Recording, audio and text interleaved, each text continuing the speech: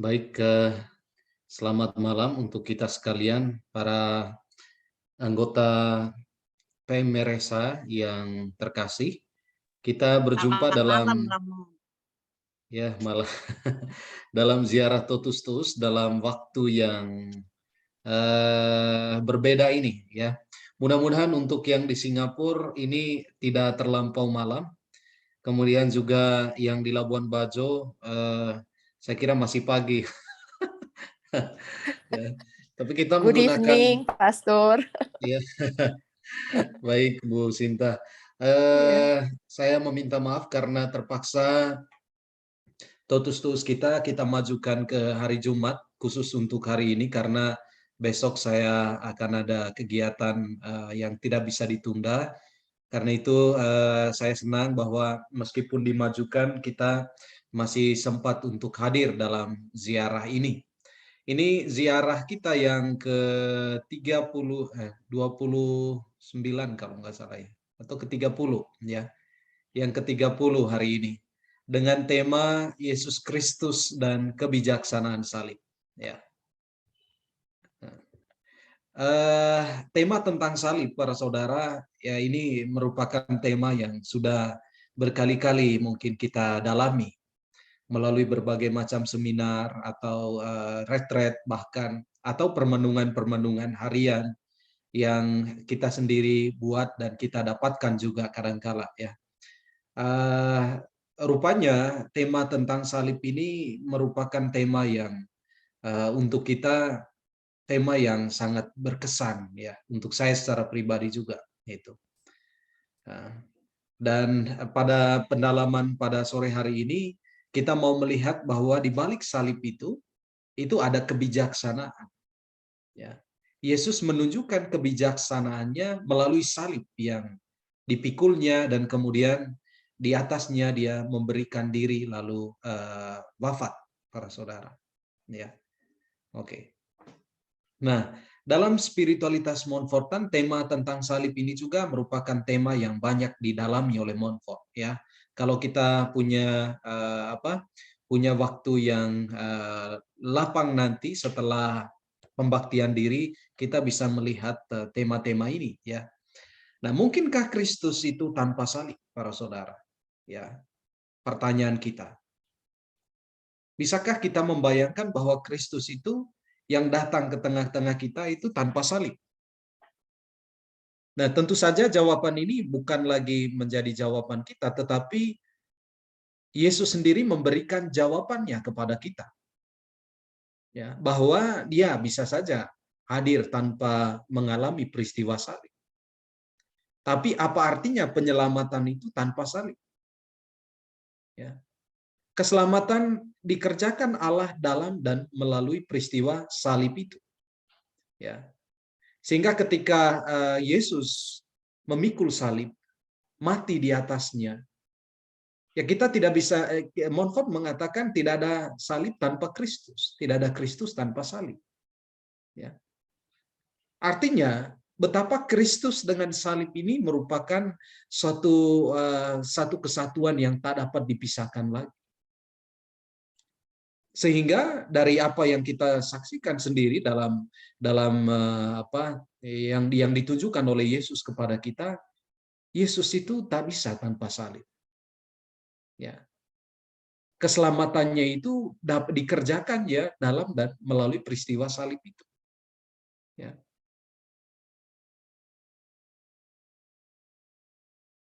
Nah, para saudara, misteri salib itu merupakan sebuah apa ya untuk orang-orang kebanyakan karena kita tahu bahwa tradisi Yahudi menjadikan salib itu sebagai sebuah itu hukuman bagi orang-orang yang melakukan kejahatan. Ya, karena itu salib tak lain dipandang sebagai simbol hukuman yang pantas untuk orang-orang yang melakukan kejahatan. Karena itu mereka yang melanggar tata dan aturan hukum Yahudi itu tidak lain tempat yang pantas untuk mereka selain salib itu. Nah, coba lihat Yesus juga memilih salib itu sebagai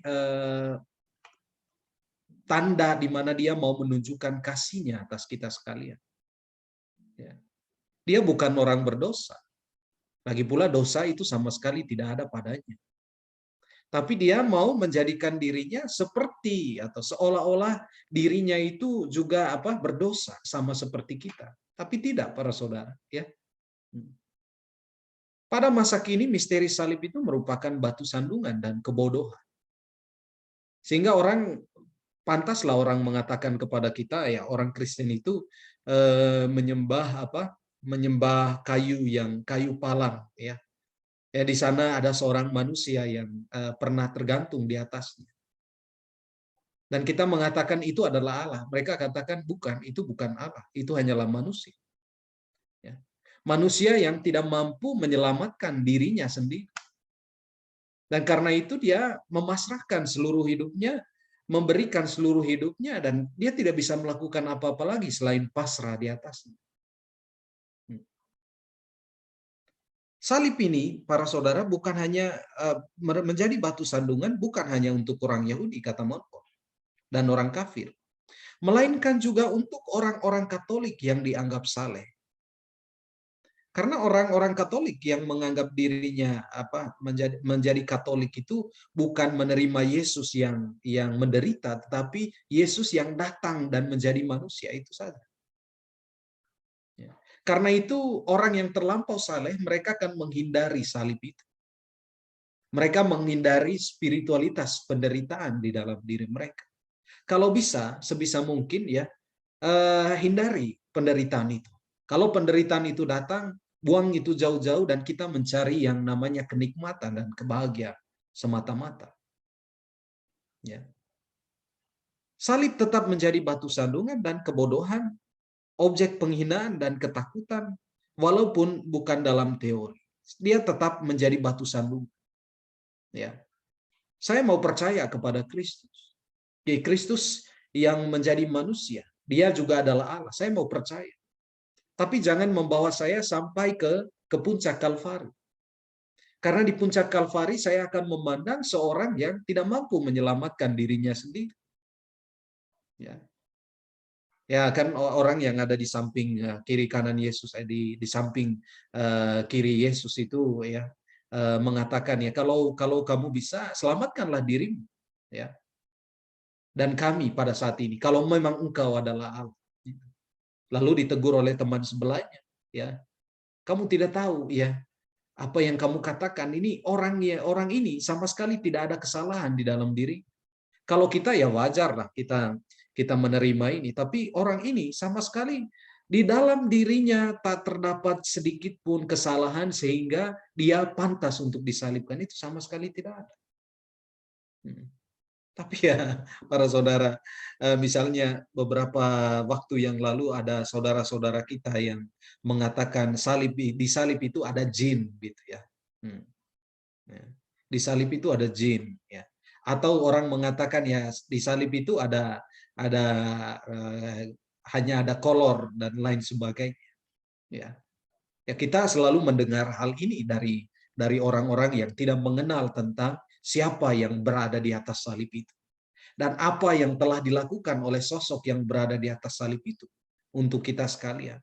Seandainya orang mengalami bahwa, ya, atau percaya, mengimani bahwa sosok yang ada di atas salib itu, ya, adalah sosok yang telah memenangkan kembali manusia dari budak dosa, dari kecenderungan dan partisipasinya dalam dosa itu, ya, mereka pasti akan mengatakan, kami akan tetap mau berada di dekat salib, karena dengan salib itulah kami juga ikut diselamatkan, sama seperti yang kita akui pada hari ini, pada saat-saat ini, para saudara. Nah, sebab belum pernah orang berbicara begitu banyak tentang salib, para saudara. Dan belum pernah begitu banyak ditulis mengenai keindahan dan keistimewaannya. Ya, tidak banyak yang menulis tentang ini. Ya. Lihat, beberapa waktu terakhir itu muncul juga yang namanya teologi kemakmuran, ya. Teologi kemakmuran ini muncul di kalangan apa? Kalangan gereja-gereja Protestan ya. Tidak semua, tetapi ada gereja-gereja tertentu yang sangat ya terus-menerus membicarakan tentang teologi kemakmuran. Teologi kemakmuran, para saudara, secara singkat dikatakan bahwa kalau boleh ya kita menghindari yang namanya apa? Yang namanya kemiskinan, ya, penderitaan. Karena sebenarnya Allah itu adalah Allah yang baik, yang memberi kepada kita ketika kita memintanya. Karena itu mintalah senantiasa kesejahteraan, ya. Mintalah senantiasa yang namanya apa? Kenikmatan-kenikmatan yang bisa kita peroleh sebagai anak-anak Allah. Dengan demikian tema tentang salib, tema tentang penderitaan itu bukan bagian dari teologi kemakmuran. Karena teologi kemakmuran itu tidak mau menyentuh sedikit pun yang namanya penderitaan. Ya, para saudara. Sehingga banyak juga dicela oleh beberapa pendeta, sesama pendeta mereka, ya. Lihat ya, orang selalu berbicara tentang teologi kemakmuran. Apa-apa saja ya yang dibicarakan tentang kitab suci, ambil ayatnya lalu dikaitkan dengan kemakmuran. Kenyataan kita harus hidup makmur sebagai anak-anak Allah, gitu. Tapi ini benar, para saudara. Montfort mengatakan hal yang benar di dalam CKA, ya. Tidak semua orang itu memberi perhatian untuk merenungkan tentang penderitaan, baik penderitaan yang dialami oleh Kristus sendiri maupun penderitaan yang dialami juga oleh keluarga atau dirinya sendiri. Tidak semua, para saudara. Coba lihat orang-orang yang datang kepada Ayub, ya. Ya, mereka datang dan mengatakan, "Nih Ayub, ya, lihat betapa menderitanya engkau sekarang, ya. Istrimu, anak-anakmu juga sudah diambil semua daripada, dan sekarang kamu mengalami borok yang mengerikan. Mungkinkah kamu masih mau bertahan di dalam penderitaan? Tinggalkanlah Tuhanmu dan kamu akan hidup bahagia selamanya." Tapi Ayub itu tetap bertahan, para saudara, ya. Dia bergulat di dalamnya, ya. Dia bukan bukan mencintai, artinya seolah-olah dia mengatakan ya sudahlah saya terima semuanya, tidak. Tapi dalam iman dia mencoba melewati dinamika pengalamannya bersama dengan Allah di dalam penderitaan itu, ya. Dia bukan menghindari itu, ya. Sehingga kadangkala ketika misalnya pengalaman pergulatan kita hadapi sebagai seorang Katolik, itu bedanya kita dengan orang yang tidak memaknai salib itu, ketika misalnya kesulitan, tantangan, pergulatan datang dalam hidup kita, ya. Bagaimana cara kita menghadapi penderitaan itu, itulah yang harus kita tunjukkan dalam dalam cara sikap kita menerima penderitaan itu, para saudara. Bukan mengundang, beda ya. Bukan mengundang, silakan datang ya. Saya siap untuk menderita. Tapi kalau misalnya Tuhan mengizinkan kita untuk ada di dalam ruang yang sama, ya, dalam pengalaman yang sama, dan Dia bawa kita menuju ke atas Kalvari, mungkinkah kita mau menolak salib itu? Ketika Yesus juga katakan, barang siapa mau mengikuti aku, hendaklah ia menyangkal dirinya, memikul salib, ya, dan mengikuti aku. Maka kita tidak bisa menyepelekan atau menghindari yang namanya refleksi tentang penderitaan ini, refleksi tentang salib. Karena ketika kita masuk dan bergulat di dalamnya, ya kita menyatakan kesiapan kita untuk mengikuti jejak Kristus yang telah menderita untuk kita. Ya.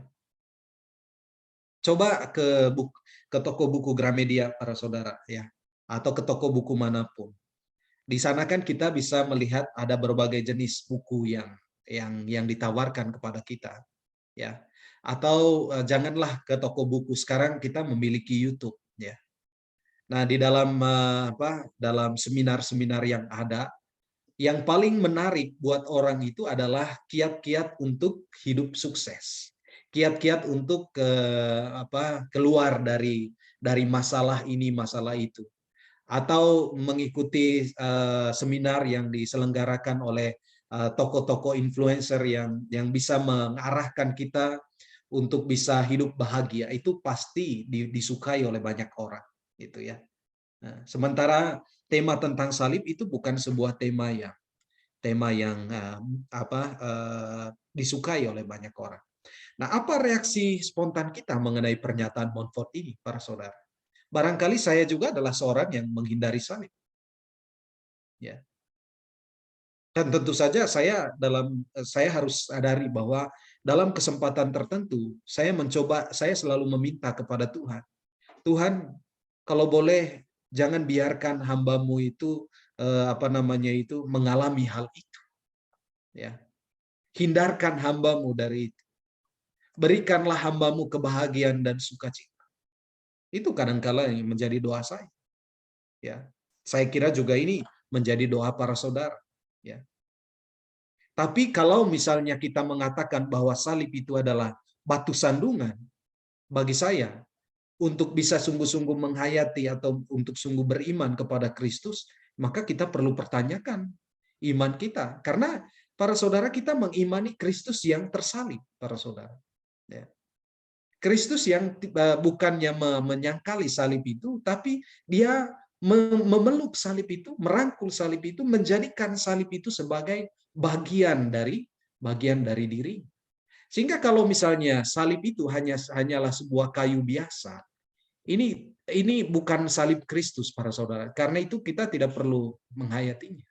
Tapi karena kita tahu bahwa di atas kayu palang ini, ya, pernah ada seorang yang besar yang menunjukkan kasihnya kepada saya itu dengan mati di atasnya, maka saya tidak harus datang ke sana memeluk salib itu dan kalau Tuhan juga inginkan, ya, memberi diri saya juga di atasnya, ya, memberi diri saya juga di atasnya.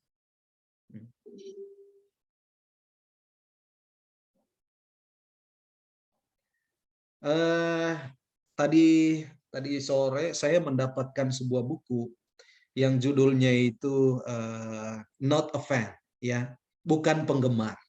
Buku itu ditulis oleh seorang pendeta, tapi saya pertamanya melihat ketika ada seorang YouTuber itu mengatakan, ayo baca buku ini. Dia mengatakan itu setelah si Nania Idol itu tidak lagi memeluk sebagai seorang Kristen, tapi dulunya kan dia seorang Muslim. Ya, setelah 13 tahun dia menjadi Kristen, lalu setelah 13 tahun menjadi Kristen, dia kembali lagi ke Muslim. Lalu dia mengatakan, coba baca buku ini ya untuk semua yang ada di sini. Saya juga menganjurkan itu untuk para saudara, gitu ya. Untuk membedakan di dalam buku itu dia bedakan antara pengikut dan penggemar, ya. Penggemar beda jauh ya para saudara, penggemar dengan pengikut, ya. Saya adalah penggemar misalnya si Cristiano Ronaldo. Karena itu saya mengumpulkan banyak foto tentang dia. Saya tahu banyak tentang kesukaannya, tempat-tempat kesukaannya, lalu juga warna kesukaannya dan koleksi apa yang dia punya. Itu sebagai seorang penggemar. Tapi belum tentu saya adalah seorang pengikut. Ya. Karena kalau seorang pengikut, dia tidak hanya sekedar bermain di atribut-atribut yang tadi saya katakan itu, tapi dia sungguh-sungguh masuk, menyatu dan mengambil bagian dan menjadikan hidup dari siapa yang diikutinya juga sebagai bagian dari kehidupannya. Sehingga itulah dia kemudian mengatakan, di dunia yang ada sekarang ini banyak orang Kristen itu yang hanya menjadi penggemar, bukan pengikut. Dia mengatakan saya pengikut Kristus, ya, saya murid Kristus dan lain sebagainya. Saya dibaptis menjadi Kristen, ya. Tapi jangan membawa saya untuk lebih dekat dengan Yesus yang telah menjadikan saya sebagai seorang Kristen, pengikutnya. Karena apa, para saudara? Dia katakan, bahwa tuntutan menjadi seorang pengikut itu jauh lebih besar daripada hanya sebagai seorang penggemar. Ya, sebagai seorang penggemar. Sehingga kita akhirnya para saudara dari apa yang dikatakan oleh orang ini, jika salib itu menjadi salah satu bagian dari kehidupan kita sebagai pengikut Kristus yang harus kita terima, salib itu para saudara, maka saya adalah seorang pengikut ketika saya menerima salib itu, ya, memikul salib itu dan memberi diri di atasnya. Tapi saya hanyalah seorang penggemar jika saya mengenakan kalung salib itu di leher saya, kemudian membiarkannya menjuntai, atau menggantungnya di rumah saya. Tetapi saya tidak pernah sedikit pun mau masuk ke dalam pengalaman salib itu bukan seorang pengikut, itu penggemar. Ya. Nah, kan sekarang lihat, apakah saya seorang pengikut atau apakah saya seorang penggemar? Nah, ini baiknya kalau dibawakan di dalam sebuah retret persiapan pembaktian diri gitu ya, tentang apakah saya ini seorang pengikut atau penggemar, atau kalau saya seorang pengikut, apakah saya sudah menjadi seorang pengikut yang real atau sungguh-sungguh ya pengikut, atau pengikut asal-asalan. Tapi kalau pengikut asal-asalan pun tidak ada beda jauhnya dengan penggemar, para saudara. Ya. Nah, ini sekarang kita lihat dari Galatia bab 3 ayat 13. Silakan, ada yang mau membacakan ini? Siapa yang mau membacakan? Di unmute sendiri, silakan. Ya, makasih Romo. Salib Kristus. Salib Kristus sama seperti setiap salib adalah tanda penghinaan. Dia yang tidak mengenal dosa telah dibuatnya menjadi dosa karena kita. 2 Korintus bab 5 ayat 21. Kristus telah menebus kita dari kutuk hukum Taurat dengan jalan menjadi kutuk karena kita, sebab ada tertulis, terkutuk orang yang digantung pada kayu salib. Galatia bab 3 ayat 13. Oke, para saudara. Jadi kita sudah tahu tadi para saudara ya, jika salib itu tanpa Kristus di atasnya, salib itu hanyalah tanda penghinaan. Ya. Tanda hukuman atau simbol penghukuman. Ya. Tapi ketika Kristus ada di atas salib, salib itu bukan lagi hanya sebagai sebuah simbol penghukuman, tapi simbol kasih. Dengan demikian, ketika Kristus ada di atas salib, di sana bukan lagi salib itu bukan lagi menjadi simbol kutukan. Sehingga orang mengatakan ya, pantas kamu berada di atas sana. Lantas kalau Yesus berada di atas sana, apakah orang mengatakan pantas kamu berada di atas sana? Karena alasan apa orang mengatakan pantas kamu berada di atas sana? Kecuali kalau mereka sungguh-sungguh tahu bahwa orang itu telah mencetak sejarah kejahatan yang tak bisa dikompromi lagi. Ya. Tapi ketika melihat Yesus ada di atasnya, amatlah keterlaluan jika orang mengatakan rasain loh ya. Ya, sekarang ya kamu tahu akibat dari apa yang kamu lakukan. Jadi ini seperti para saudara ketika orang membawa Yesus di atas salib ya. Mereka sama sekali seolah-olah menjadi buta terhadap kenyataan bahwa Yesus itu sama sekali tidak melakukan satu kesalahan sedikit pun. Murni oleh karena ketidaksukaan mereka terhadap kesaksian yang diberikan oleh Kristus itu kepada mereka. Ya. Jadi salib Kristus sama seperti setiap salib adalah tanda penghinaan.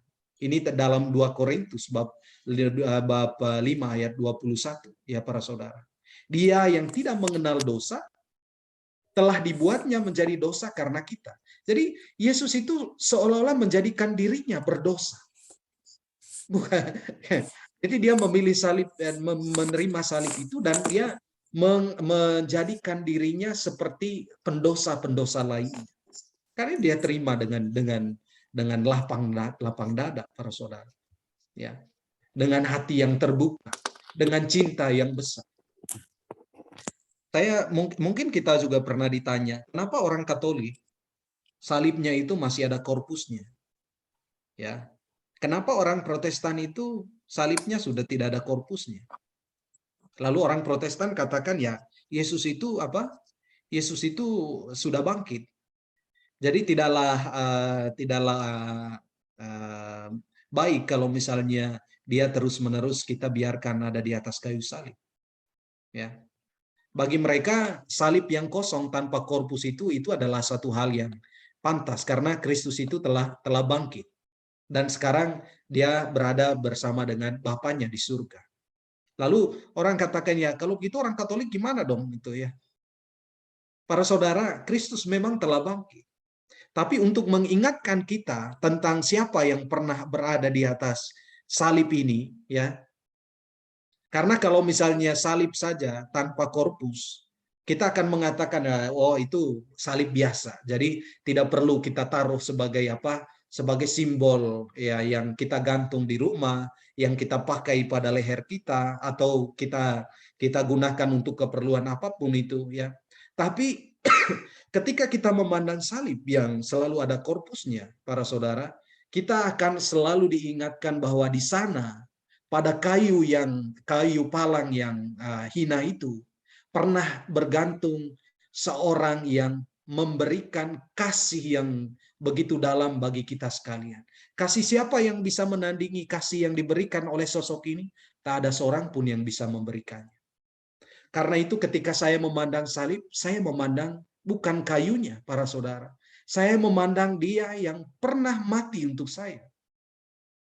Dia yang pernah memberikan dirinya untuk saya. Dia yang akan mengasihi dan mencintai saya sampai kapanpun. Dan itulah kegunaannya saya memandang Kristus yang disalibkan, yang tersalib. Karena itu saya tidak akan mengatakan bahwa ini adalah simbol terkutuk, ya. Bagaimana mungkin saya mengatakan ini simbol yang terkutuk sementara justru oleh karena dialah saya diselamatkan. Maka salib itu sumber keselamatan untuk saya. Dengan cara itulah Tuhan telah menyelamatkan saya. Ini salib Kristus, para saudara. Ya. Jadi besok-besok kalau ada yang menanyakan seperti itu, ya tinggal jawab saja seperti itu. Ya. Bukan karena Kristus itu belum disalibkan, justru karena Kristus telah disalibkan. Dan dengan melihat dia yang di atas kayu salib, saya akan senantiasa terus diingatkan bahwa saya pernah diselamatkan oleh seorang yang memberikan kasihnya untuk saya di atas kayu itu. Oke, yang berikutnya lagi Bu Felis.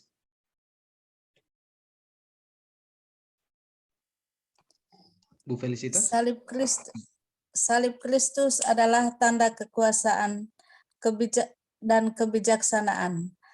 Kami memberitakan Kristus yang disalibkan untuk orang-orang Yahudi, suatu batu sandungan, dan untuk orang-orang bukan Yahudi, suatu kebodohan. Tetapi untuk mereka yang dipanggil, baik orang Yahudi maupun orang bukan Yahudi, Kristus adalah kekuatan Allah dan hikmat Allah. Sebab yang bodoh dari Allah lebih besar hikmatnya daripada manusia, dan yang lemah dari Allah lebih kuat daripada manusia. 1 Korintus bab 1 ayat 23 sampai 25. Oke, para saudara ya, coba lihat ini ya. Kristus adalah kekuatan Allah dan hikmat Allah. Ya. Kekuatan Allah. Bayangkan dengan hanya memberikan diri di atas kayu salib itu, kuasanya itu bisa menyelamatkan semua orang. Orang yang pernah ada sebelum dia ada, tapi orang yang akan ada setelah dia ada, para saudara. Artinya, kekuasaan yang ditampakkan oleh Kristus melalui salib itu berdaya guna untuk menyelamatkan orang itu dari segala bangsa, dari zaman ke zaman. Maka keselamatan yang dikerjakan oleh Kristus melalui salib itu tidak akan pernah mengenal mengenal jalan buntu, para saudara. Setiap orang yang lahir hari ini juga diselamatkan oleh karena tindakan Kristus yang memberikan dirinya pada di atas kayu salib. Itu makanya salib Kristus itu dilihat sebagai sebuah tanda kekuasaan sekaligus tanda kebijaksanaan. Ya, tanda kebijaksanaan. Ya. Kenapa dilihat dilihat sebagai sebuah tanda kebijaksanaan, para saudara? Karena Allah memilih untuk mendapatkan kembali kita, memperoleh kembali kita, bukan dengan cara berperang, ya, atau bukan dengan sebuah mengerahkan tentara yang begitu banyak untuk mendapatkan kembali kita. Karena peperangan yang terjadi antara Allah dengan iblis itu, para saudara, bukan peperangan antara senjata dengan senjata. Siapa yang punya senjata yang paling kuat? Ya. Tapi Allah memilih untuk mendapatkan kembali Pak Erwin, ya, Pak Ray, ya, mendapatkan kembali saya, ya, dari genggaman kuasa kejahatan hanya dengan apa? Memberikan diri, mati di atas kayu salib. Kebijaksanaan jenis mana yang bisa menandingi kebijaksanaan yang dilakukan oleh Kristus? Jika kita mau berbicara tentang kasih, orang mungkin bisa menunjukkan kasih itu dengan memberikan ini, memberikan bunga atau apa gitu, ya, memberikan rumah mewah. Oh, saya mengasihimu karena itu sebagai bentuk kasih saya kepadamu, maka saya akan memberikan engkau apa saja yang engkau mau. Yesus tidak memberikan tawar-menawar seperti itu. Karena dia tahu jalan memberikan diri itu merupakan salah satu tindakan penyelamatan yang tidak bisa dilakukan oleh orang manapun di atas muka bumi ini selain dia, para saudara. Itulah kebijaksanaannya. Orang mengatakan ya ini suatu kebodohan, ya, atau batu sandungan gitu, ya. Tapi bagaimana mungkin ini merupakan sebuah kebodohan? Ya, justru Yesus mengajarkan kepada mereka tentang sebuah tindakan bijaksana, tindakan yang bijaksana, yang merebut kita kembali, para saudara. Ya.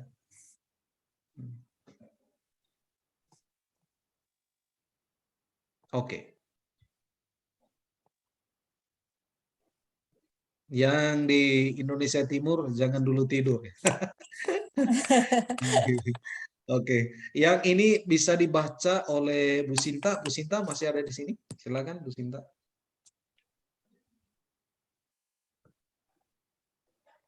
Ada, Pastor. Ya, saya pakai handphone mata.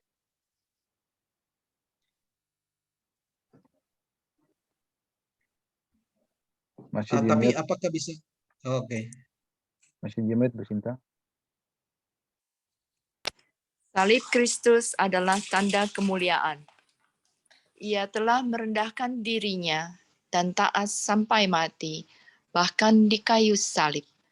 Itulah sebabnya Allah sangat meninggikan dia dan mengaruniakan kepadanya nama di atas segala nama. Filipus 2 ayat 8 sampai dengan 9. Oke. Kita selalu terngiang dalam benak saya itu, ya, ketika Yesus beberapa kali mengatakan di dalam kitab suci, di dalam Injil itu, ya, aku datang untuk melakukan kehendak Bapakku. Ini salah satu pegangan yang begitu kuat, ya, pegangan Yesus, para saudara, ya. Katakanlah moto hidupnya, ya. Moto hidupnya adalah melakukan kehendak Bapaknya. Apapun itu. Ya. Karena itu dari sejak awal Yesus sudah tahu, ya, bahkan sejak berumur 12 tahun, ya, ketika orang tuanya datang dan mencari dia katakan, kenapa kamu mencari aku? Aku harus berada di rumah Bapakku. Itu juga kehendak Bapaknya. Ketika dia berada bersama dengan Maria dan Yusuf, ya, dan dia menerima itu, mengikuti, membiarkan dirinya dibimbing dan diarahkan oleh Maria dan Yusuf. Itu juga dilihat sebagai sebuah kehendak Bapa atas dirinya. Pada saatnya ketika dia melakukan karya mujizat, pelayanan selama kurang lebih 3 tahun, dengan mengunjungi orang-orang miskin, ya, menyembuhkan orang-orang sakit, ya, itu juga adalah kehendak Bapa. Dan dia sangat taat pada apa yang dikehendaki oleh Bapaknya. Bahkan para saudara, kisah tentang Yesus yang memberikan dirinya di atas kayu salib, ini merupakan sebuah puncak dari pernyataan Yesus yang mau mengatakan bahwa dia hanya mau melaksanakan apa yang dikehendaki oleh Bapaknya. Untuk berada di atas salib bukan kehendak dia semata-mata. Itu kehendak Bapaknya supaya terjadi atas dirinya. Sehingga ketika momen sebelum penyalipan itu terjadi di Taman Getsemani, dia berdoa, ya para saudara, berkomunikasi dengan Bapaknya. Lalu dia katakan, kalau mungkin, jikalau memungkinkan, ya, biarlah piala ini berlalu daripadaku. Ya. Tapi toh akhirnya kita tahu bahwa dia tetap dengan setia menerima salib yang diberikan kepadanya, dipikulnya, membiarkan dirinya itu terluka, ya, membiarkan dagingnya itu bahkan dicabik para saudara oleh karena cemeti yang dihujamkan ke atasnya. Lalu sampai di atas salib dia mengatakan selesailah sudah. Selesailah sudah. Selesailah sudah ini bukan mengatakan Bapak saya sudah seperti laporan gitu kepada Bapaknya. Saya sudah menyelesaikan apa yang harus saya lakukan. Tidak, para saudara. Dia mau mengatakan kepada kita sekalian, ya, bahwa dengan demikian pada saat ini saya menunjukkan kepada kalian bahwa ini sudah selesai apa yang telah saya lakukan selama ini, yakni melakukan kehendak Bapakku. Terpujilah nama Bapa. Ya. Karena itu dengan cara itu, para saudara, kita melihat bahwa salib itu menjadi sebuah simbol kemuliaan. Karena Kristus itu memuliakan Bapaknya itu dengan memberikan diri seutuhnya di atas salib. Ya.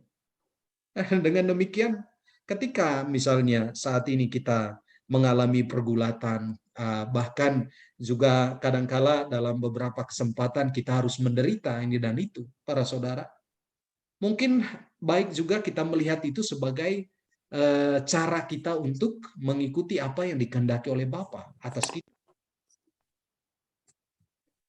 Ya, katakanlah ada pengalaman kesulitan yang saat ini kita alami. Ya, lalu kita, kenapa Tuhan, kenapa Engkau membiarkan ini terjadi padaku? Oke, itu pertanyaan kita. Karena sebagai manusia, tentu kita menginginkan suatu hal yang baik adanya. Tapi alangkah baik juga misalnya kita mengikuti jejak Yesus, yang dalam mengalami aneka, dalam berhadapan dengan bahkan, ya, tantangan dan kesulitan seperti apapun, dia lihat itu sebagai kehendak Allah yang mungkin terjadi atasnya.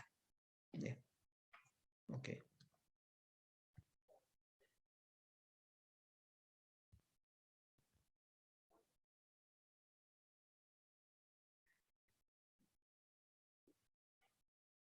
Ini sekarang dibaca oleh siapa yang mau? Ayo. Para saudara silakan.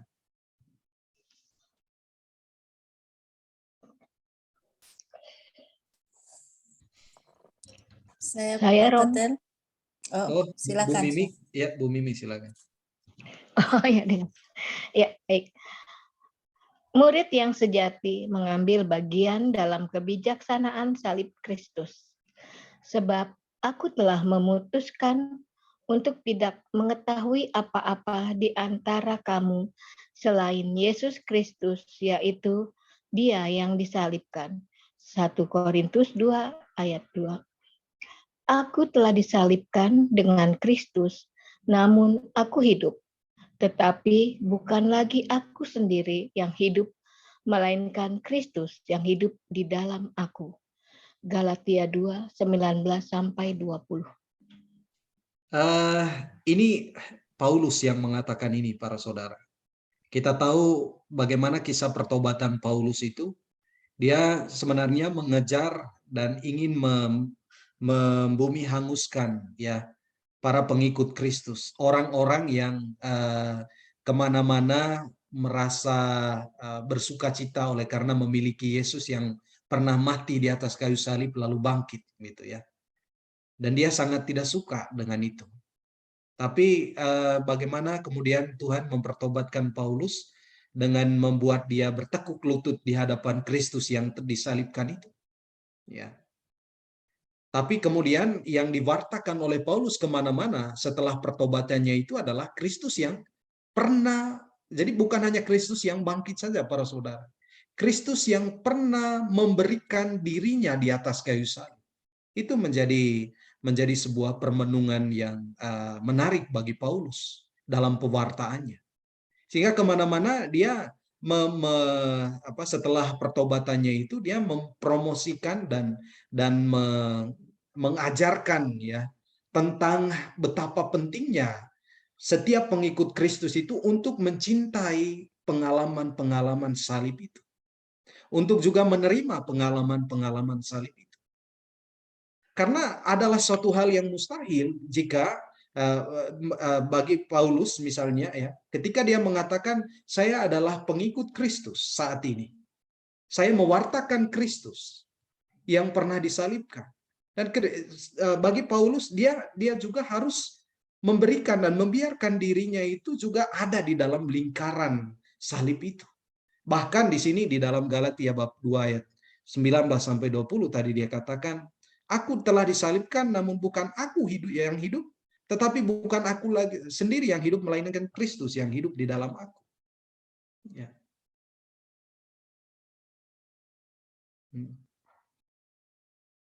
Jadi kita mau tidak mau para saudara ya, ini konsekuensi ya dari pilihan kita untuk mengatakan ya menjadi pengikut Kristus.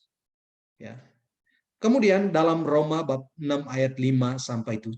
Jika kita telah menjadi satu dengan apa yang sama dengan kematiannya, kita juga akan menjadi satu dengan apa yang sama dengan kebangkitannya. Karena kita tahu bahwa manusia lama kita telah turut disalibkan supaya tubuh dosa kita hilang kuasanya, agar jangan kita menghambakan diri lagi kepada dosa. Saya kira ini tadi ya. Oke, sekarang kita mau melihat pendekatan Montfort-nya. Ini dibaca oleh Bu Andriani. Bu Andriani ada ini, Bu? Saya baca ya. Ya. Alasan yang paling meyakinkan untuk mencintai Yesus. Santo Bernardus berkata, ada satu alasan yang mengungguli segala alasan yang lain, dan yang paling mendorong saya untuk mencintai Yesus, yaitu Yesusku tercinta, piala pahit yang engkau minum demi keselamatan kami dan karya besar penyelamatan kami. Itulah yang membuat engkau begitu pantas untuk dicintai oleh kami. Sungguh, berkat yang paling agung ini dan bukti cintamu yang tak ada bandingnya membuat kami ingin kembali kepada cintamu. Alasan ini menarik kami secara lebih menyenangkan, mendorong kami secara lebih mendesak. PS 65. Oke, ini dikatakan oleh Montfort di dalam Bakti Sejati nomor 65. Ya, Montfort memberikan alasan yang paling meyakinkan untuk mencintai Yesus itu. Ya, tentu saja karena kasih yang pernah diberikannya, dan kasih yang diberikan oleh Yesus itu adalah dengan piala pahit yang pernah diminumnya. Piala pahit itu adalah apa? Dengan memberikan darahnya sendiri. Ya, di atas kayu salib dia memberikan darahnya untuk kita. Ya, menumpahkan darahnya, memberikan tubuhnya untuk kita sekalian. Pada saat ketika merayakan Ekaristi, para saudara, ya, saya tidak tahu bagaimana pengalaman para saudara ketika menerima komuni, ya. Bagi saya ini adalah momen atau saat yang paling menggetarkan pada saat perayaan Ekaristi itu berlangsung. Ketika ketika imam pada saat konsekrasi katakan, inilah tubuhku, inilah darahku yang ditumpahkan bagimu. yang diberikan bagimu. Inilah darahku, kata Yesus. Pada saat ketika imam menunjukkan hosti yang kita yakin itu bahwa pada saat itu menjadi tubuh Kristus sendiri, kita menyaksikan kita bukan hanya mendengar perkataan itu para saudara, tapi kita melihat seorang yang telah memberikan dirinya secara utuh, total kepada kita untuk memenangkan kembali kita. Itu alasan kenapa bagi Montfort, kenapa kita sungguh-sungguh perlu mencintai Yesus. Ya, itu alasannya para saudara.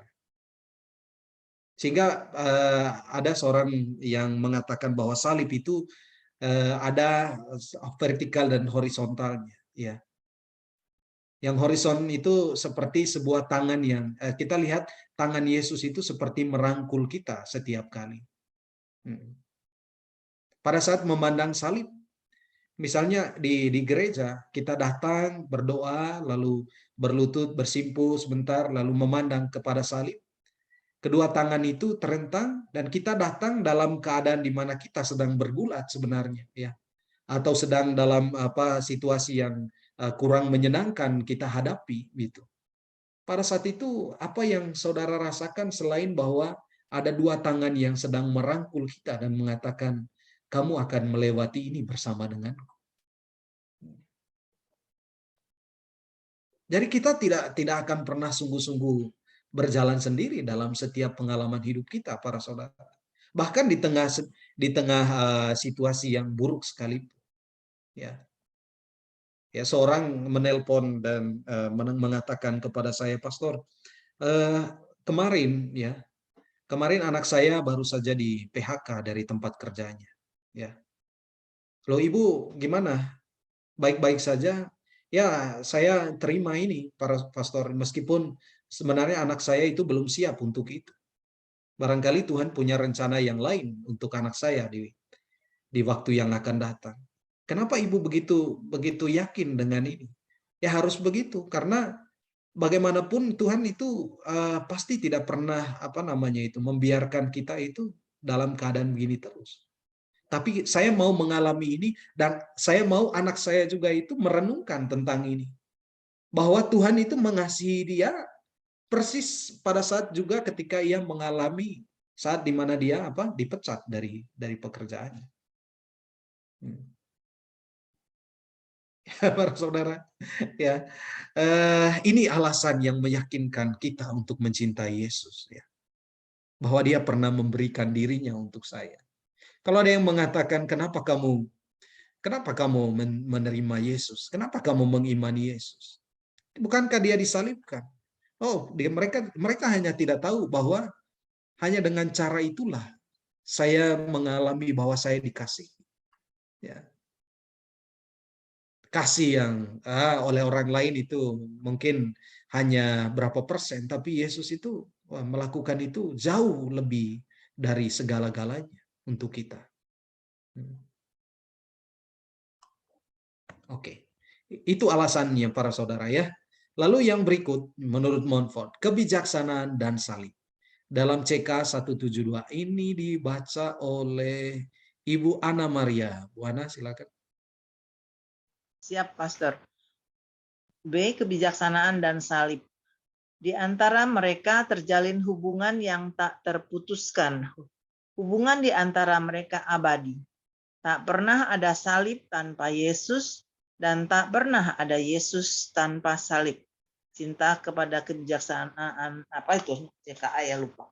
Cinta kepada kebijaksanaan abadi 172. Dia sungguh begitu mendarah daging dan menyatukan diri dengan salib, sehingga dalam segala kebenaran kita dapat berkata, kebijaksanaan adalah salib dan salib adalah kebijaksanaan. Cinta kepada kebijaksanaan abadi nomor 180. Terima kasih. Terima kasih. Oke, ini kata Montfort di dalam CK para saudara. Tadi untuk menunjukkan kesatuan antara Yesus dengan salib itu. Jadi ada hubungan yang tak terpisahkan. Ya, sehingga dia berani mengatakan tak pernah ada salib tanpa Yesus. Ya. Artinya para saudara, jika tanpa Yesus, salib itu tidak akan pernah dibicarakan sedikit pun. Ya, ya kalau dibicarakan itu tidak lebih dari sebuah simbol penghukuman. Ya, kenapa kemudian salib itu seperti mendapatkan mendapat sebuah makna yang baru? Ya, karena yang berada di atasnya bukanlah seorang penjahat, tapi seorang sosok yang mau memberikan dirinya untuk mendapatkan kembali ya manusia yang menjadi kepunyaannya itu ya, meskipun dia tidak berdosa. Meskipun dia tidak berdosa. Karena itu Montfort katakan tak pernah ada salib tanpa Yesus. Ya, tak pernah ada Yesus tanpa salib. Ya, artinya pada bagian yang pertama, karena ada Kristus di atas salib, maka ya kita menghormati salib itu, menerima salib itu sebagai simbol kasih, bukan sebagai simbol hukuman. Ya. Lalu tak pernah ada Yesus tanpa salib. Ya. Artinya para saudara, justru karena Yesus memilih salib itu, ya, menjadikan salib itu sebagai bagian dari dirinya, dan dia tidak pernah menolak salib itu kemudian, sehingga gambarannya itu seperti Yesus merangkul erat salib itu para saudara. Ya, artinya ketika kita mengingat Yesus, ya kita mengingat seorang dia yang pernah memberikan dirinya di atas salib, gitu ya. Dia sungguh mendarah daging dan menyatukan diri dengan salib, sehingga dalam segala kebenaran kita dapat berkata kebijaksanaan adalah salib, dan salib adalah kebijaksanaan. Nah, dengan demikian dari apa yang dikatakan oleh Montfort ini para saudara, mungkinkah kita kemudian menolak salib itu? Mungkinkah kita mengabaikan salib itu? Mungkinkah kita mengatakan Tuhan, ya jangan berikan salib kepada saya, gitu ya. Karena engkau tahu bahwa saya tidak bisa memikulnya. Oh, jangan dulu bilang saya tidak bisa mengikulnya. Pikullah dulu semampumu apa yang bisa kamu pikul. Karena kamu tidak akan pernah memikulnya seorang diri. Tentu saja para saudara. Andai saja semua orang tahu apa kemuliaan yang didapatkan melalui salib, ya, dalam salib itu, ya, mereka tidak akan pernah menolak salib. Mereka bahkan ya akan mengharapkan salib itu datang pada dirinya. Bayangkan orang-orang Kristen yang tidak pernah mengalami atau bahkan menolak yang namanya realitas salib itu, pengalaman salib itu. Apa jadinya para saudara? Ya oke lah mereka orang Kristen. Tapi bagaimana mereka bisa merasakan getaran kasih Allah yang diberikan kepada kita melalui pengalaman salib itu? Jika kita tidak pernah mengalami pengalaman salib, kita tidak pernah merasakan betapa Tuhan itu mengasihi dan mencintai kita, para saudara. Ya, jika kita tidak mengalami salib itu, kita baru sungguh merasakan kasih Allah itu ketika kita juga ikut bergulat di dalam pengalaman salib. Meskipun harus menangis sampai berdarah-darah, bahkan sampai kita harus kehilangan segala-galanya.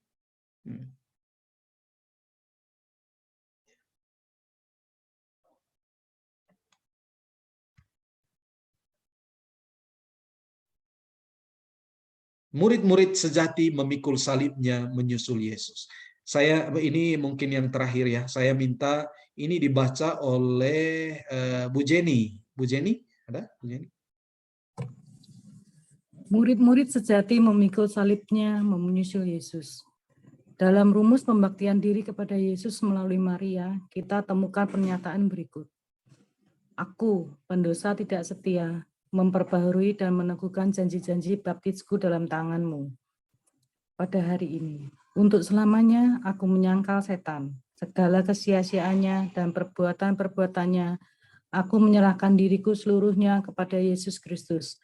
Kebijaksanaan yang menjelma untuk memikul salibku mengikuti Dia segala hari hidupku supaya menjadi lebih setia kepadanya daripada sampai sekarang. CKA 225. Oke, terima kasih. Nah, para saudara lihat sekarang kita akan membaktikan diri, ya.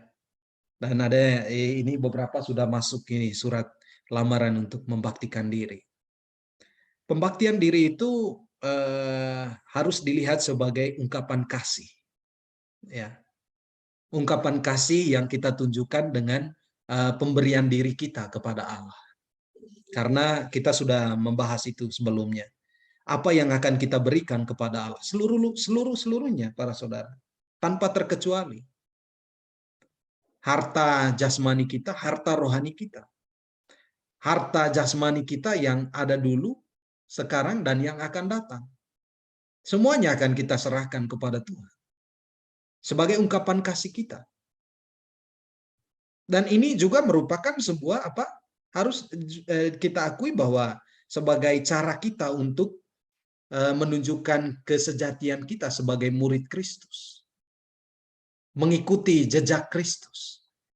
Karena artinya setelah dalam pembaktian diri ini nanti saya sungguh-sungguh hidup di dalam keyakinan bahwa ya Allah akan memberikan yang terbaik untuk saya. Ya. Karena itu saya tidak akan pernah khawatir dan ragu tentang apapun di dalam hidup saya. Asal saya mengikuti Dia, memberikan diri kepadanya, dan untuk memberikan diri kepadanya itu saya memberikan diri melalui Maria. Ya. Dalam tangan Maria, saya mau memberikan diriku seutuhnya kepada Allah. Kenapa para saudara? Karena kita tahu bahwa jawaban ya Maria yang merupakan pembaktian dirinya itu para saudara ya. Pembaktian diri Maria, jadilah padaku menurut perkataanmu, itulah pembaktian diri Maria kepada Allah. Itu terkandung di dalamnya pengorbanan ya. Dia mau mengorbankan. Karena memberikan apa yang ada dari diri kita, dan itu kita lihat sebagai sebuah harta yang berharga, lalu kita berikan, itulah pengorbanan kita. Maka ada terkandung di dalam pembaktian diri nanti ini adalah sebuah sikap kita untuk mau memikul salib dan menyusul Yesus. Ya. Ya. Inilah pembaktian diri itu nanti para saudara.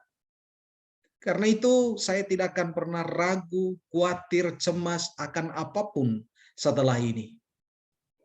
Karena saya tahu bahwa Tuhan itu adalah Tuhan yang baik. Ya. Tuhan yang baik, para saudara.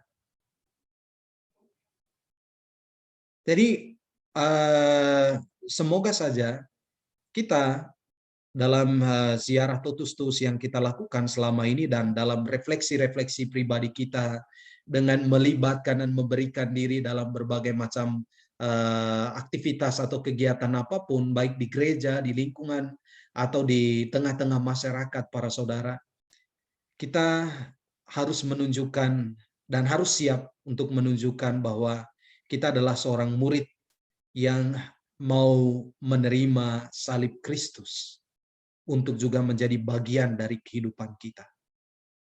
Apa yang telah dilakukan oleh Kristus dari atas kayu salib adalah merupakan sebuah pemberian atau contoh pemberian kasih itu kepada siapapun, maka itu pun yang akan saya lakukan sebagai seorang murid. Mari kita melangkah bersama dengan Kristus dalam perjalanan kita dari Nazaret sampai ke Kalvari. Dan di Kalvari kita akan mengalami saat-saat di mana kita disatukan oleh Kristus dalam penderitaannya, dan pada saatnya kita akan dibangkitkan oleh Kristus yang bangkit mulia dan mengalahkan salib itu.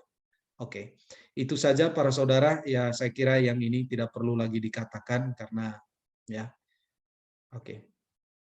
Nah, ini tadi, jika kita mati bersama Kristus, maka kita akan dibangkitkan bersama Kristus. Ya.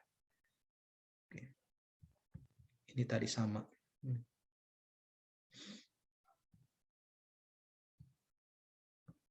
Oke, baik, para saudara, tidak ada pertanyaan yang saya siapkan untuk kita, tapi refleksi-refleksi tadi itu semoga mengantar kita pada permenungan seperti gambar yang ada di hadapan kita.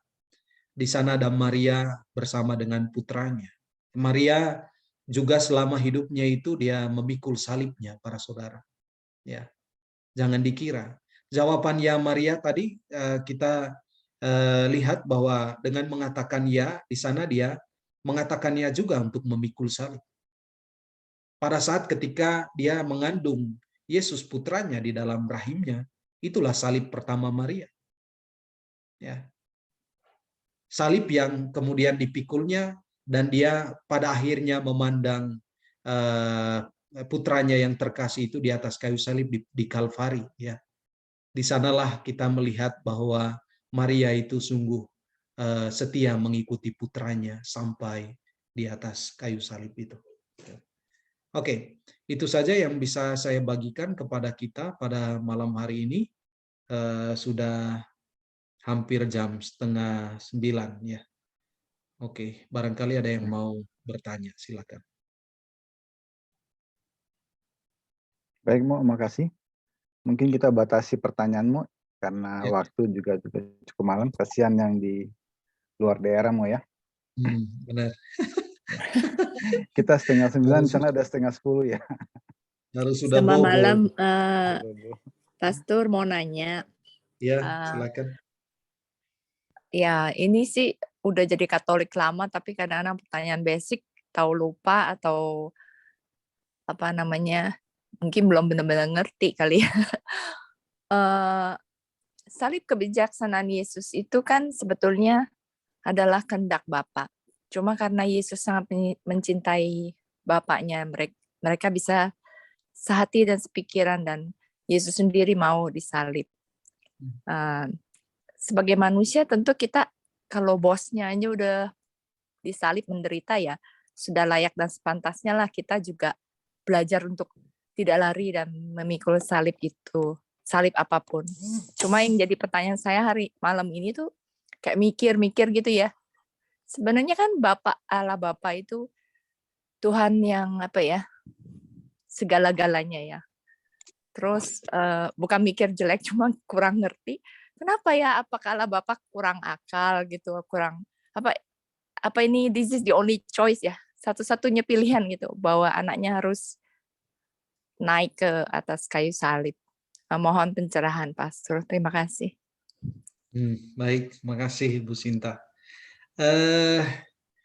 Saya tidak tahu ya para saudara, tapi kalau untuk membuktikan kasih, seorang misalnya dulu Bu Sinta sama partnernya yang sekarang menjadi suami ya, ketika misalnya dia mengatakan aku mencintaimu, lalu Bu Sinta katakan buktikan itu, ya. Memberi bunga itu adalah salah satu bukti barangkali, ya. Tapi kalau misalnya orang sudah berani mengatakan, saya akan memberikan hidupku untukmu, kita mungkin akan mengatakan, wah besar kasih orang ini atas saya. Tapi dengan hanya mengatakan itu saja tidak cukup. Ya, saya harus benar-benar membuktikan itu dalam praktik yang nyata gitu. Sehingga barangkali bukti-bukti itu akan terkumpul dari waktu ke waktu, misalnya ya. Hari ini saya mau melakukan apa, itu sebagai bentuk pengorbanan saya untuknya. Pada suatu ketika, bukan untuk ini ya Bu Sinta, tapi misalnya ketika saya pernah mendengar misalnya ya, ada seorang yang partnernya itu mengalami sakit yang kronis. Dan untuk itu dia butuh organ tertentu dari orang lain supaya ditanam di dalam dirinya, supaya dia bisa tetap bertahan hidup. Lalu pasangannya mengatakan, ya boleh ambil saja organ yang ada dari diri saya gitu. Meskipun kemudian dia akhirnya menjadi cacat oleh karena itu. Tapi dengan itu dia sudah membuktikan apa yang pernah dikatakannya, bahwa saya memberikan hidupku seutuhnya untukmu. Nah sekarang, kalau pertanyaannya tadi seperti yang dikatakan oleh Bu Sinta, ya, apakah Allah kekurangan cara? Allah itu tidak pernah kekurangan cara. Bahkan caranya itu lebih daripada apa yang pernah dipikirkan oleh manusia. Karena toh Allah itu di dalam dirinya tentu saja dia kreatif dan maha segala-galanya, maha. Dia langsung mengatakan saja dia bisa ini. Karena itu choice-nya itu tadi, pilihannya itu bukan pada kita para saudara.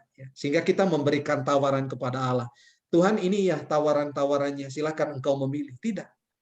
Pilihannya itu langsung dari Allah. Dan dia langsung memilih suatu hal yang itu sama sekali di luar dari apa yang dipikirkan oleh manusia. Ya. Dengan memberikan diri di atas kayu salib, itu bukan sebuah pilihan yang lazim, para saudara. Menjadi manusia bukan pilihan yang lazim. Memberikan diri di atas kayu salib, bahkan lagi, apalagi itu. Nah, bagi kita, di hadapan misteri Allah yang mau memberikan dirinya dengan mati di atas kayu salib, kita hanya bisa mengatakan amin dan mengatakan puji terima kasih. Karena apa? Karena dengan memberikan dirinya dengan cara seperti itu, akhirnya kita tahu bahwa betapa besar kasih Allah yang ditunjukkan untuk kita manusia, gitu. Itu ya, Bu Sinta, kurang lebih. Ya, jadi maksudnya sebetulnya Tuhan itu kasihan sama kita karena kita ini mentok pengertiannya untuk kasih Tuhan. Jadi kalau nggak lihat bukti yang sesungguhnya gitu, mati di kayu salib, kita nggak pernah akan bisa ngerti dengan ya mungkin dengan cara ini kita semoga lebih tahu diri gitu ya. Jadi yang diciptakan tapi malah yang menganiaya si pencipta lah, seperti gitu karena dosa-dosa kita. Terima kasih Roma Cece atas penjelasannya. Ya. Oke, Pak Erwin. Masih ada yang bertanya apa? Udah malam kayaknya banyak kelihatan. Saya kira sudah siap memikul salib semua. Amin. Saya lihat ini muka-muka penuh dengan salib semua. Tapi kita tetap bersuka cita. Salib sebesar apapun itu ya, kita akan pikul bersama dengan Kristus. Amin. Ya. Baik, kalau sudah tidak ada, kita teruskan. Romo mau tanya satu sebentar. Oh, satu lagi, silakan, Pak Rey. Romo, kalau itu kan kita ikut menyalibkan Tuhan Yesus karena dosa-dosa kita gitu, Romo. Nah, kalau misalnya orang yang dia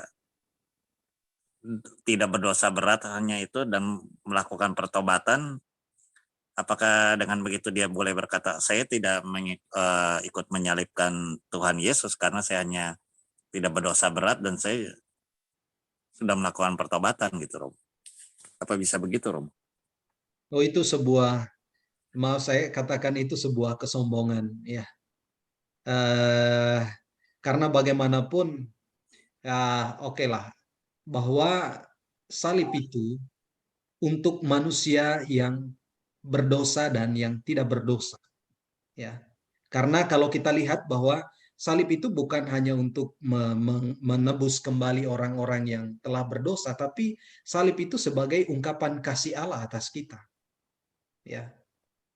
Karena itu orang yang bahkan setiap hari itu mengatakan saya tidak berdosa, dan saya mencoba untuk tidak berdosa di dalam hidup saya, bagaimanapun dia tetap memerlukan salib itu. Ya. Baik, untuk melihat bahwa ya dirinya juga itu adalah makhluk yang perlu mendapatkan kasih Allah. Kasih Allah yang nyata dalam dan melalui salib itu, Pak Rey. Gitu. Baik, terima kasih, Romo. Satu lagi, Romo, Peter. Oh, gimana? Oke. Baik, Pak Erwin. Ini yang terakhir ya dari Labuan Bajo. Terima kasih, Peter. Saya mau bertanya ini, terkadang dalam hidup kita itu sering kita jumpai salib dalam kehidupan kita dan mungkin saja bentuknya berbeda, tetapi saya rasa semua kehidupan kita itu dalam keluarga semuanya mengalami salib. Namun salib-salib yang kita jumpai ada yang berat, ada juga yang ringan ya menurut kejadiannya waktu itu saat itu. Kira-kira yang saya mau bertanya, apakah semua salib yang kita terima itu, apakah memang itu salib atas kehendak Tuhan? Ataukah juga ada salib-salib yang memang yang sebenarnya bukan dikehendaki oleh Allah sendiri. Apakah memang ada salib seperti itu? Maksudnya kan salib yang kita terima itu apakah semuanya itu berasal dari kehendak Allah ataukah bukan? Itu maksudnya. Oke, saya kira ini menarik ya untuk kita barangkali supaya bukan hanya saya yang menjawab. Ya, ayo saatnya kita untuk menanggapi apa yang dikatakan oleh Bu Vin ini. Ayo, Ya. Pak Erwin sendiri gimana melihatnya? Boleh. Tadi pertanyaan kalau saya singkat bahwa apakah kehidupan yang kita lalui ini ada suatu musibah ataupun suatu permasalahan itu merupakan kehendak Tuhan atau bukan? Begitu ya mungkin ya, singkatnya Bu Vin ya. Ya. Saya mengambil suatu pendapat yang menyatakan bahwa begini, Tuhan tidak menciptakan kegelapan, tapi kegelapan itu adalah karena Tuhan tidak menciptakan kegelapan, tapi Tuhan menciptakan terang. Ketika tidak ada keterangan, maka adanya kegelapan. Jadi Tuhan memberikan kepada kita semua adalah sesuatu yang baik. Sesuatu hal yang jahat itu timbul karena dalam diri kita sendiri atau mungkin dalam lingkungan. Karena awalnya itu adalah kebaikan dan tidak ada kejahatan. Itu mungkin sedikit pandangan dari pendapat saya bahwa awalnya itu adalah semua kebaikan. Lalu apakah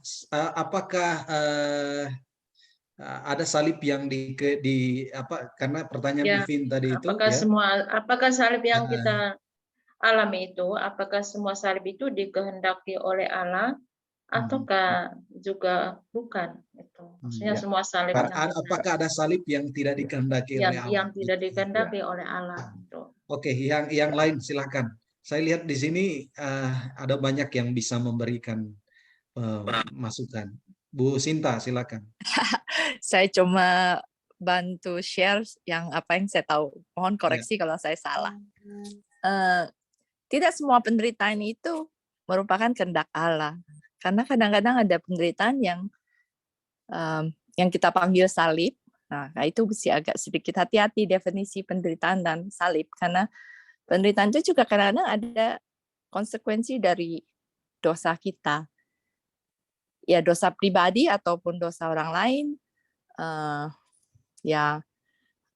amit-amit jangan dari pohon keluarga yang dari atas gitu ya. Tapi, nah itu yang kita mesti hati-hati, mesti banyak komunikasi dengan Tuhan. Kalau Tuhan biarkan itu terjadi, pasti ada sesuatu yang besar yang Tuhan tahu kita akan mendapat sukacita yang abadi, yang lebih besar ataupun naik kelas, gitu sih, Romo. Mohon koreksi kalau saya salah. Ya, makasih Bu Sinta. Wah, bagus. Ya. Oke, yang lain, Bu Yayu, silakan.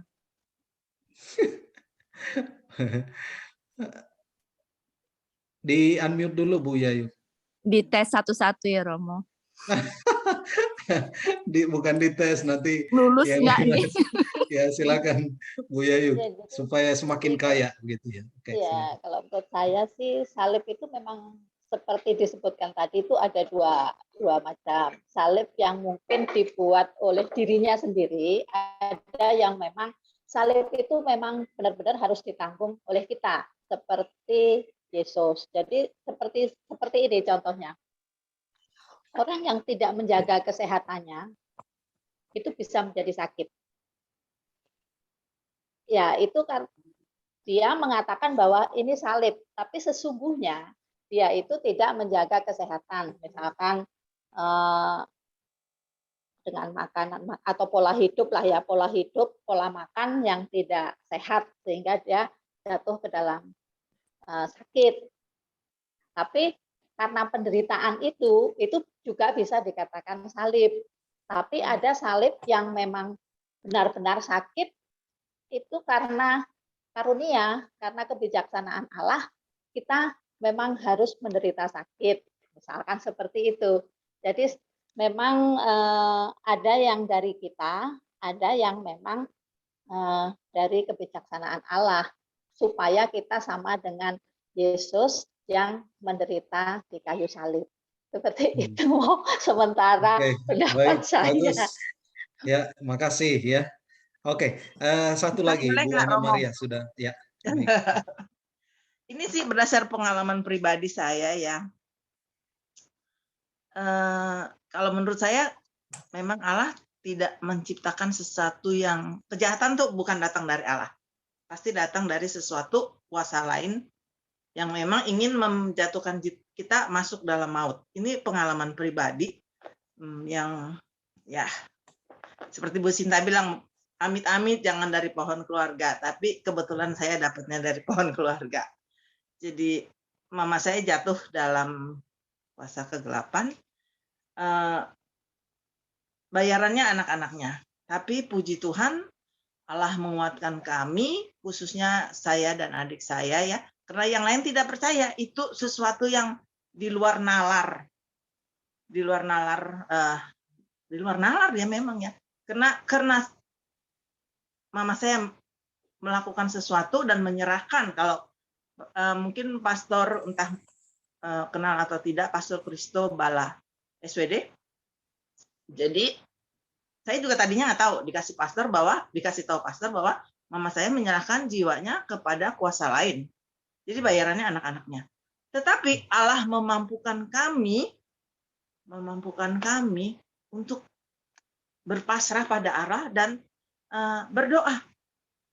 Hanya berdoa, pastor. Berdoa saja terus-menerus dan menyerahkan semuanya kepada Allah dan menunggu waktunya. Menunggu waktunya saja. Bagaimana caranya begitu? Mama saya bisa terbebas dari cengkeraman kuasa lain itu. Karena maaf ya, sampai di dalam tubuh mama saya itu penuh dengan nggak tahu ya segala macam banyak. Ada binatang, ada entah sesuatu. Pokoknya makhluk-makhluk yang asing yang bukan manusia. Dan mama saya terkurung di dalam suatu tempat yang gelap, berlumpur, pokoknya dia menderita. Dan apa jalan keluarnya? Jadi di situ Allah memberikan rahmat untuk datanglah pada aku, datanglah pada Allah, berteriaklah memohon pada Allah. Dan mama saya hanya begitu, cuma berteriak, Bapak, aku tidak mau lagi di tempat gelap ini. Mama saya terbebas. Jadi dia jiwanya dibebaskan dari kuasa kegelapan, dia pulih kembali. Jadi tadi yang apakah dosa kejahatan salib itu dari gimana ya bilangnya? Kalau yang mencari sendiri seperti penyakit itu bukan salib, jelas. Tetapi ada salib-salib yang itu tadi yang datang dari orang lain dan kita mesti menanggungnya. Dan tanggungan yang kita salib itu harus kita pikul, sebenarnya makin menguatkan kita, makin menumbuhkan kita, dan membebaskan kita sendiri, dan dengan rahmat Allah ya, membantu orang lain, entah keluarga, entah orang-orang lain. Dan dari pengalaman ini, kita semakin dikuatkan ini, bila kita menghadapi sesuatu peristiwa, orang datang pada kita, untuk katakanlah mencari satu, dua, ya sedikit, setitik lah apalah gitu ya, kita bisa memberikan. Jadi kita dengan salib yang boleh kita alami, kita menjadi kaya dalam Kristus. Pokoknya kaya. Jadi kalau mengalami penderitaan gitu, kita jangan rasakan penderitaan itu, cuman ingat, aduh Tuhan, Engkau telah wafat di salib untuk aku. Jangan lihat penderitaan kita, hanya lihat Tuhan Yesus di salib yang ya sudah mati untuk aku. Itu udah, kita bebas lah gitu, seperti itu. Mungkin saya nggak pandai ngomong, Pastor. Ya. Pokoknya begitulah gitu ya. Bagus. Terima kasih. Terima kasih Bu Ana ya.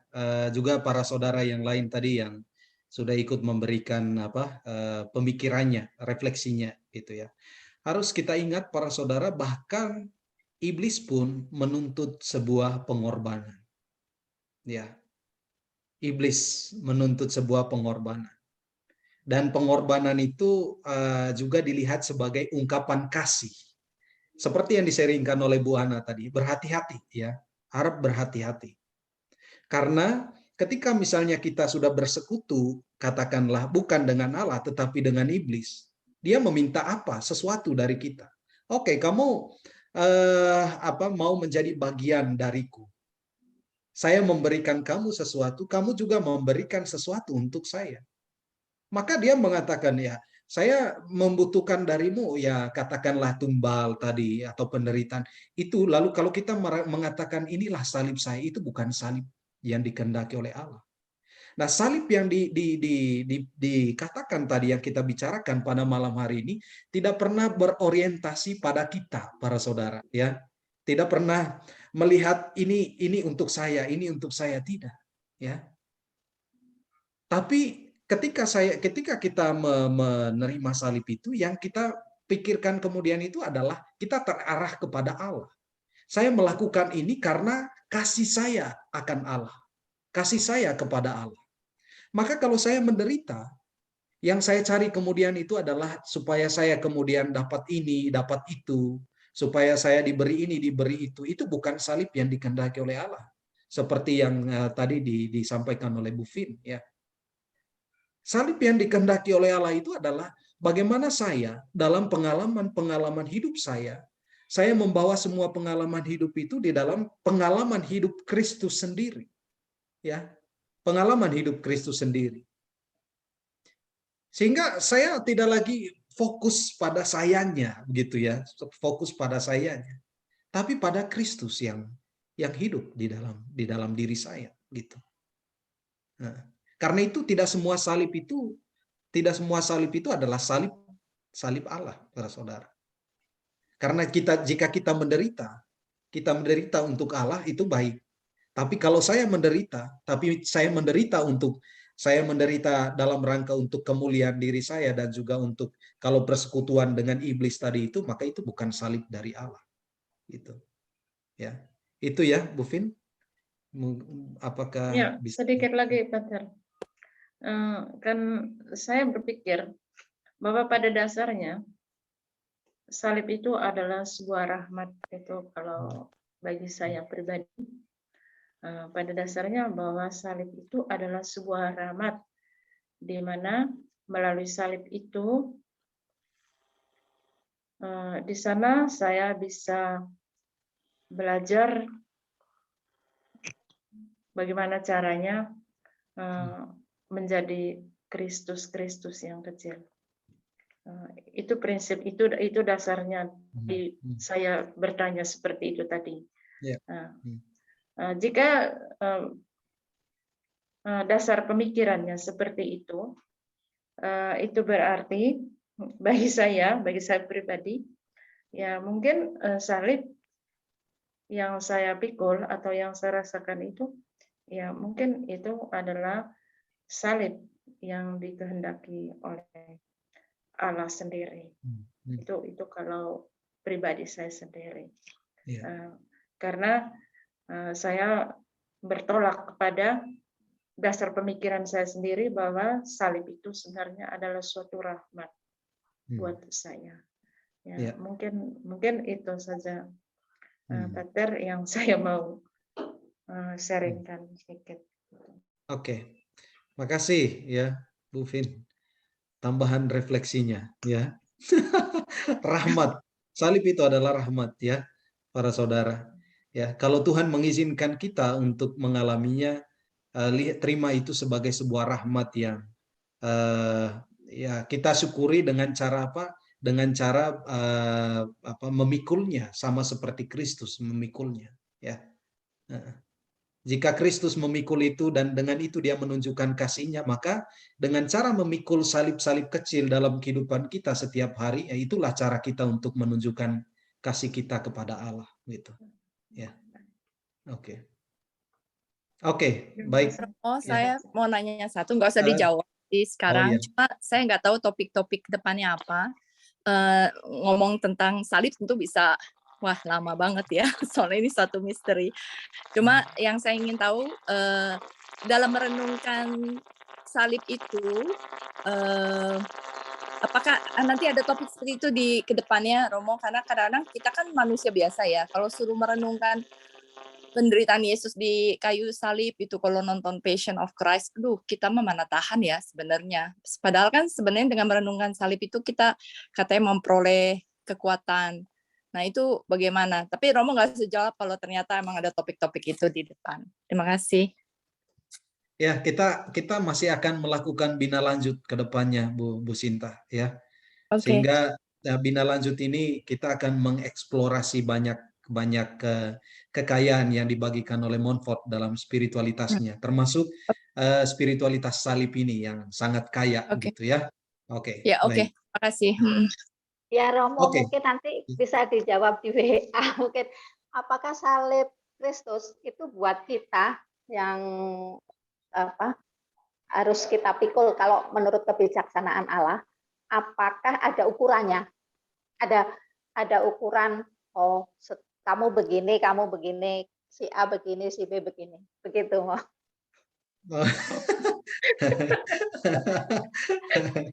Ya, aduh, saya mau jawab Maksudnya sekarang juga. kan ada salib S, small size, medium size, extra large ya. Salib itu sesuai dengan, enaknya kalau sesuai dengan berat badan itu luar biasa itu ya. Jadi yang dikaruniai berat badan yang sedikit lebih itu diberi salib yang banyak juga nggak apa-apa. Romo, kalau saya mungkin berpikir lain ya, ya. Ya, gimana? Terakhir. Kalau saya pikir salib itu batasannya artinya hanya kepada Yesus, karena Yesus berkorban untuk kita dengan menyerahkan dirinya. Kan ditulis bahwa tidak ada seorang sahabat yang besar kasihnya terhadap orang lain dengan menyerahkan dirinya. Akhirnya salib itu hanya sebatas Yesus, setelah disalibkan kita diselamatkan. Nah, tugas kita ini adalah jangan memikirkan bahwa ini salib saya enggak, ini bukan salib saya enggak. Tapi kita berpikir bahwa bagaimana kita menjaga salib itu, bagaikan sebutir telur yang jaga jangan sampai telur itu pecah. Itu yang kita harus jaga. Jadi kita jangan terlalu jauh berpikir penderitaan ini karena salib saya, mungkin karena dosa saya. Dosa kita sudah diputuskan. Pada saat kita dibaptis sudah diputuskan dosa lama kita. Dan sekarang kita akan menjaga kehidupan kita. Ini mungkin pola pikir saya. Mungkin ini saya mau mengomentari apa yang dikatakan Pak Erwin. Ya, betul para saudara ya. Tapi Yesus katakan, siapa yang mau mengikuti aku, pikulah salibmu ya. Lalu ikutilah aku. Nah, lalu kan orang ketika mendengar itu, mereka menyingkir dan mengatakan ini tidak cocok untuk saya. Karena dia menuntut sesuatu. Ingat, penggemar dengan pengikut itu tadi yang saya katakan para saudara ya. Maka sekarang benar Pak Erwin katakan kita sudah diselamatkan oleh Kristus. Maka salib kita pada saat ini sebenarnya adalah kemauan kita untuk menanggung risiko karena kita percaya pada Kristus. Itu salib kita, ya. Risiko salib dong, Mo. Ya. Berarti ada salib kan? Tidak ya, hanya menjaga, tapi ada salib. Kan? Itulah yang kita sebut sebagai salib kemudian, risiko kemuritan itu, Bu Yayu. Ya, risiko karena kita adalah pengikut Kristus. Ya, ada banyak contohnya. Jadi kan tidak selalu begini. Artinya saya berdosa, maka saya memikul salib saya sekarang. Tidak, gitu ya. Salib itu adalah pengalaman-pengalaman yang kita jumpai dalam kehidupan setiap hari, di mana kita sungguh-sungguh ditantang, ya, ditantang karena kemuritan, karena pilihan kita menjadi pengikut Kristus. Ya, ada banyak contohnya, ya. Kalau kita mau sebut satu persatu itu banyak sekali contohnya, ya. Dan pembebasan itu terjadi ketika misalnya kita berhasil melewati berbagai macam yang namanya tadi itu risiko itu ya. Jadi kita melewati dan bisa mengatasi risiko-risiko itu dengan baik di dalam Kristus. Itu. Oke, saya kira Pak Erwin gitu dulu ya. Nanti kita nggak kelar-kelar nih. Ya. Itu Bu Vin itu sudah mengantuk sebenarnya itu. DGIF. Kita lanjutkan, mungkin Pak Andre bisa teruskan dengan pengumuman dulu. Mungkin Pak Andre silakan Pak.